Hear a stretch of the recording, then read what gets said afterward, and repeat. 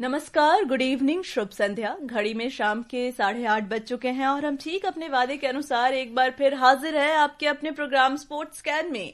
श्रोताओं, आज के अंक में तमाम खेल खबरों का लेखा जोखा लेकर मैं हूं आपकी दोस्त और होस्ट जया भारती, और इन खबरों पर विस्तार से चर्चा के लिए हमारे साथ स्टूडियो में मौजूद हैं जाने माने खेल विशेषज्ञ सचिन कुमार। सचिन जी, आपका स्वागत है। धन्यवाद जया। आज नई दिल्ली में ही एक इवेंट हो रहा है और जिसमें हमारे भारतीय खिलाड़ी बहुत अच्छा प्रदर्शन कर रहे हैं और भी कई ढेर सारी खबरें हैं, हम सब पर चर्चा करेंगे। लेकिन उससे पहले एक नजर अब तक की स्पोर्ट्स हेडलाइंस पर। भारतीय निशानेबाज जोनाथन गेविन एंटनी ने जूनियर निशानेबाजी विश्व कप में 10 मीटर एयर पिस्टल स्पर्धा का खिताब जीता।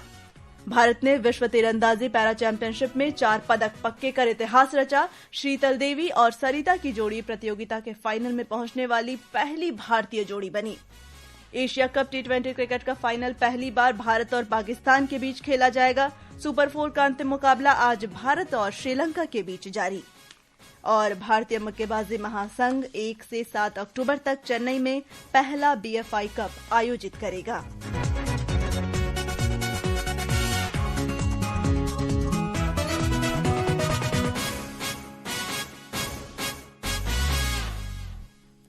शुरुआत जूनियर विश्व कप से, जहां भारतीय निशानेबाज जोनाथन गेविन एंटनी ने नई दिल्ली में जूनियर निशानेबाजी विश्व कप के दूसरे दिन आज पुरुषों की 10 मीटर एयर पिस्टल स्पर्धा का खिताब जीत लिया है। बात करते हैं, लेकिन सुनते हैं उससे पहले एक रिपोर्ट।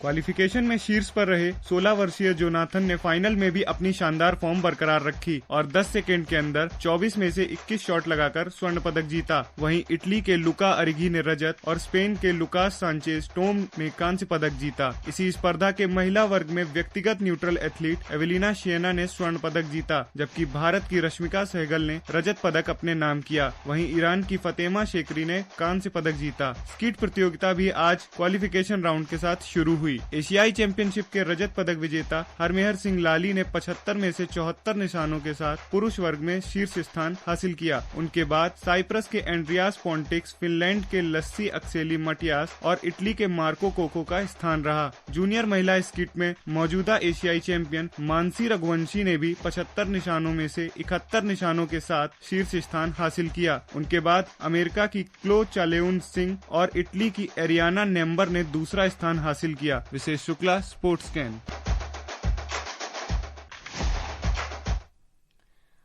इस विश्व कप के पहले दिन भी हमने देखा कि किस तरह से भारतीय खिलाड़ियों ने अच्छा प्रदर्शन किया। दूसरे दिन भी गोल्ड लेकर के आ रहे हैं हमारे खिलाड़ी, और कहते हैं ना कि घरेलू सरजमी पर एक अलग ही उत्साह देखने को मिलता है। इसमें कोई शक नहीं है। देखिए, उसका एक असर पड़ता है और उसका जो है परिणाम भी अच्छा ही निकलता है, क्योंकि अगर हमारे निशानेबाज क्वालिफाइंग में नंबर 1 पे थे तो उन्होंने उसके बाद भी अपना फोकस नहीं खोया।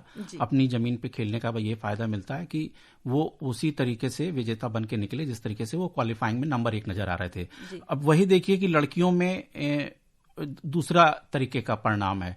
जो रश्मिका है वो क्वालिफाइंग में काफी पीछे थी, मेरे ख्याल से 5वें नंबर पे थी, लेकिन जब फाइनल राउंड में जब उनकी बारी आई, जब तो बाजी देखिए सिल्वर पे जाके खत्म हुई, थोड़ा पीछे रह गई वो नंबर 1 से। लेकिन अगर वो थोड़ी और कोशिश करती तो नंबर 1, तो ये असर होता है, ये अंतर हो जाता है जी। ये इसमें दिखाई देता है। आज ही की देखिए दोनों इवेंट में दिखाई दे रहा है। जो लड़कों की इवेंट हुई और फिर उसके बाद लड़कियों की इवेंट हुई, जो भी वहां पहले हुई होगी हमें इतना अंदाजा नहीं है, लेकिन इसमें अंतर दिखाई देता है जी।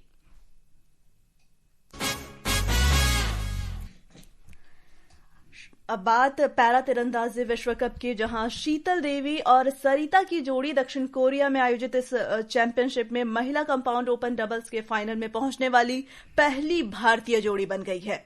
इससे पहले 3 भारतीय खिलाड़ियों ने कंपाउंड ओपन श्रेणी के फाइनल में पहुंचकर इतिहास रचा और इसके साथ ही भारत ने चैंपियनशिप में 4 पदक पक्के कर लिए हैं। सुनते हैं एक रिपोर्ट। शीतल और सरिता की जोड़ी ने आज सेमीफाइनल में शीर्ष वरीयता प्राप्त ब्रिटेन की टीम को हराकर भारत की अब तक की सर्वश्रेष्ठ पदक तालिका सुनिश्चित की। शीतल ने महिलाओं के कंपाउंड फाइनल में भी जगह बनाई है। 18 वर्षीय शीतल ने ब्रिटेन की जोड़ी ग्रीनहैम को सेमीफाइनल में हराया। फाइनल में शीतल का सामना विश्व की नंबर 1 खिलाड़ी तुर्की की ओजनूर क्यूरेगिर्दी से होगा। शीतल व्यक्तिगत स्पर्धा के बाद ग्वांगझू में अपने दूसरे फाइनल में भाग लेंगी, जबकि मौजूदा मिक्स्ड विश्व चैंपियन सरिता अपने दूसरे विश्व खिताब के लिए प्रयासरत हैं। पैरालंपिक कांस्य पदक विजेता राकेश कुमार और अंतर्राष्ट्रीय प्रतियोगिता में पहली बार खेल रहे तोमन कुमार पुरुषों की कंपाउंड ओपन व्यक्तिगत अंतर्राष्ट्रीय प्रतियोगिता में पहली बार खेल रहे तोमन कुमार पुरुषों की कंपाउंड ओपन व्यक्तिगत स्पर्धा में स्वर्ण पदक के लिए आमने सामने होंगे। 7वीं वरीयता प्राप्त राकेश ने सेमीफाइनल में ब्रिटेन के तीसरी वरीयता प्राप्त नाथन मैकक्वीन को हराया। वहीं तोमन ने सेमीफाइनल में भारत के ही श्याम सुंदर स्वामी को पराजित किया। फाइनल मुकाबले कल खेले जाएंगे। Manoj, sports can. पहली बार पैरा तीरंदाजी विश्व कप में भारत की तरफ से 4 प्रतिनिधि शामिल होंगे। मुकाबले फाइनल के मुकाबले कल खेले जाएंगे। किस तरह के प्रदर्शन की उम्मीद कर रहे हैं आप? नहीं, देखिए, अब तो बता ही दिया कि 4 पक्के हो गए हैं जी। बढ़िया प्रदर्शन है, इतिहास है, ये भी सामने आ गई बात। अब बात ये होती है कि जो हमारे तीरंदाज थे उनके प्रदर्शन की अगर हम बात करें तो 1 स्वर्ण तो पक्का ही है, क्योंकि 2 हमारे पुरुष तीरंदाज आमने सामने होंगे, तो 1 उसमें से स्वर्ण लेगा और एक को रजत से संतोष करना पड़ेगा। लेकिन जहां तक बात है शीतल की, तो वो देखिए जिस तरीके से उभरी हैं, उनके सब जानते हैं कि वो जम्मू की 18 वर्षीय तीरंदाज के हाथ नहीं हैं, वो अपने फीट का और चिन का इस्तेमाल करती हैं निशाना लगाते समय, जो अगर आप देखेंगे तो खुद ही हैरत में पड़ जाएंगे कि ये लड़की किस तरीके से ये संतुलन बनाती है। और वो 2 स्पर्धाओं के फाइनल में है, मेडल की होड़ में है। और जी बिल्कुल, तो ये एक अभूतपूर्व मुझे लगता है कि उपलब्धि रहेगी इस विश्व कप की, कि शीतल वहां से जो है दोहरी उपलब्धि हासिल करके लौटेंगी और दोनों सुनहरी भी हो सकती हैं। इसमें भी कोई अभी कोई शक शुबा की कोई गुंजाइश ज्यादा लग नहीं रही है। तो ये एक चीज है जो इस विश्व कप की देन कह सकते हैं हम। जी, हम बात कर रहे हैं कि 4 पदक पक्के हो चुके हैं, लेकिन हम इसमें यह भी कह सकते हैं कि एक गोल्ड भी हमारा पक्का है, क्योंकि जो राकेश कुमार हैं और तोमन कुमार, ये दोनों आमने सामने होंगे फाइनल में, तो एक गोल्ड तो और एक रजत भी हमारा पक्का है जी। इसके अलावा अगर हम देखें कि तोमन ने जो सेमीफाइनल में भारत के ही श्याम सुंदर स्वामी को पराजित किया था, और ये पहली बार इस प्रतियोगिता में खेल रहे हैं। हाँ, नहीं, देखिए, वही है कि खिलाड़ी जब नए नए खिलाड़ी आते हैं अलग अलग मंचों से, फिर हमें मिलते हैं, फिर वो तराशते हुए वहां तक पहुंचते हैं, तो उसी तरीके का फिर प्रदर्शन देखने को मिलता है। और भारतीय तीरंदाजी लगातार बहुत लंबे समय से बहुत अच्छा प्रदर्शन कर रही है, चाहे हम रिकर्व की बात करें, कंपाउंड की बात करें, हम मतलब मेन कैटेगरी की बात कर रहे हैं। ये पैरा तीरंदाज हैं हमारे, हमें ये नहीं बोलना चाहिए। खैर हम नहीं कह सकते, क्योंकि रिकर्व में बहुत ज्यादा मेडल्स तो हम नहीं लेकर, लेकिन अभी अन्य प्रतियोगिताओं में तो हमारा थोड़ा बहुत रहता है प्रदर्शन, विश्व कप के स्तर पे तो रहता है। लेकिन जब दक्षिण कोरिया की बात आती है तो निश्चित तौर पर वो नंबर 1 है, निर्विवाद हो। तो उस तरह के से हम अगर देखें तो जरूर हमें सफलता उतनी नहीं मिलती है, लेकिन अब काफी अच्छा करने लगे हैं हमारे तीरंदाज। पहले शुरुआत हुई, लेकिन उसके बाद वो एक कहते हैं ना कि परंपरा बन जाती है, फिर उसको निभाते निभाते काफी अच्छी एक पौध हमारे पास तैयार हो गई है, जो अंतर्राष्ट्रीय मंचों पर अच्छा प्रदर्शन कर रही है। अब बात एशिया कप T20 क्रिकेट की, जहां सुपर 4 का अंतिम मुकाबला आज भारत और श्रीलंका के बीच खेला जा रहा है। ताजा समाचार मिलने तक भारत ने 6ठे ओवर में 1 विकेट पर 70 रन बना लिए हैं। श्रीलंका ने टॉस जीतकर पहले गेंदबाजी करने का फैसला किया।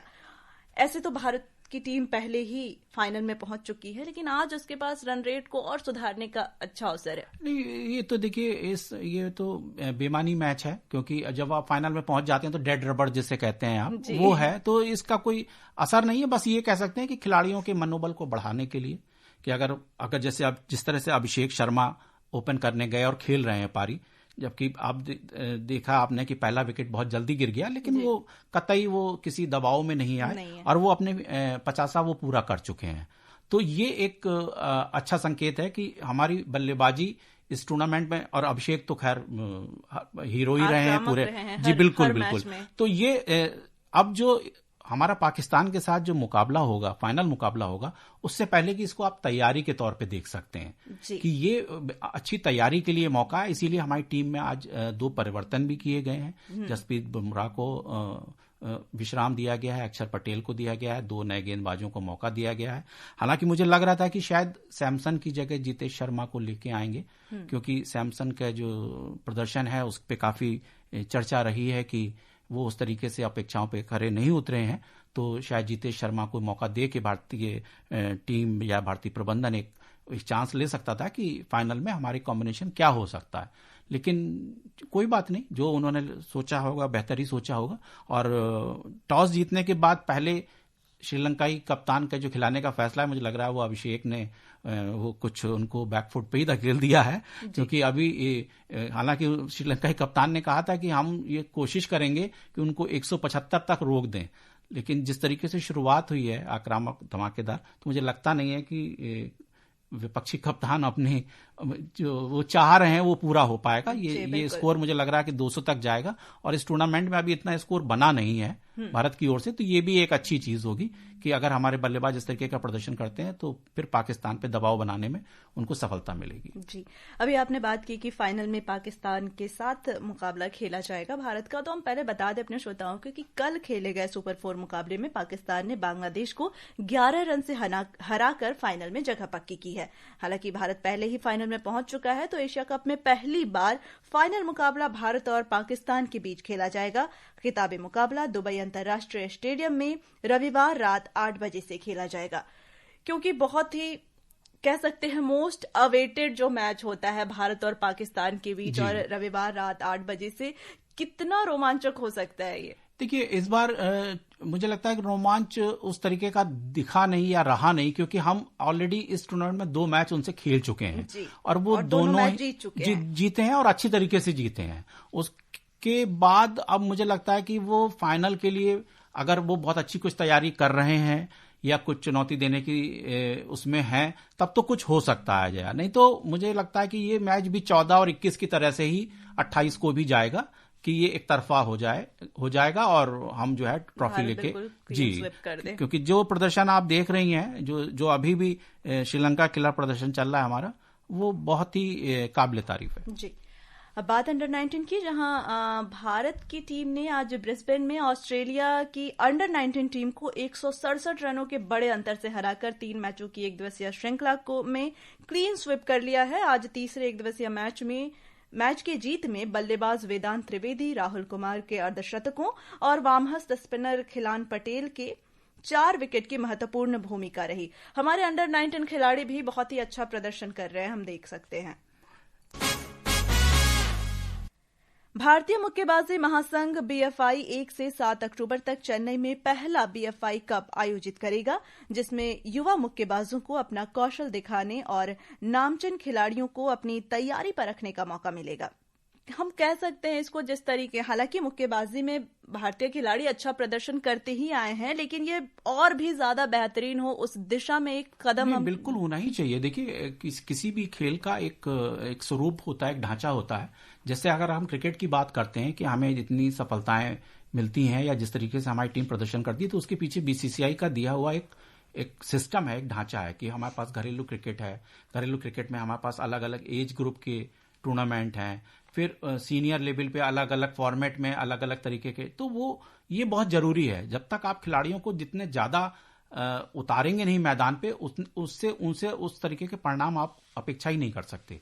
तो ये बहुत जरूरी है कि टूर्नामेंट हो, ज्यादा से ज्यादा हो, वो जिस स्तर के भी कराएं आप, और लेकिन कराएं जरूर। ये सारी फेडरेशन की जिम्मेदारी होनी चाहिए। जी, श्रोताओं को बताना चाहेंगे कि बीएफआई कप 2025 सभी मुक्केबाजों के लिए सबसे प्रतिष्ठित घरेलू प्रतियोगिताओं में से एक है। विश्व मुक्केबाजी भार वर्गों के अनुरूप इस टूर्नामेंट को पुरुषों और महिलाओं के लिए 10-10 श्रेणियों में बांटा गया है। इन प्रतियोगिताओं में स्वर्ण और रजत पदक विजेताओं को एलीट नेशनल कैंप में जगह बनाने का रास्ता भी मिलेगा।